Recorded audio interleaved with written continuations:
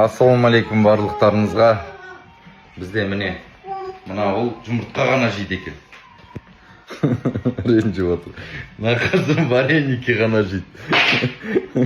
Екеуін отқан отырсын қараш. Осыларды қазір мектепке апарам.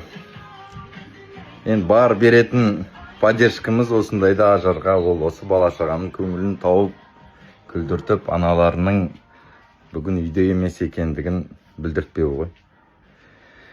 Сондай жағдай. Әйтпесе бәрі сұрайды. Медет, неге бармайсың ажарға?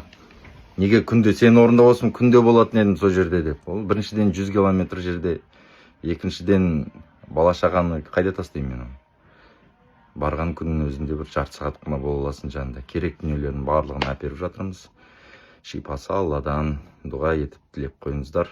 Бұйыртса біз оны да женеміз бұл сынақты. Бұған дейін де қаншама неше түрлі сынақтар көрдік.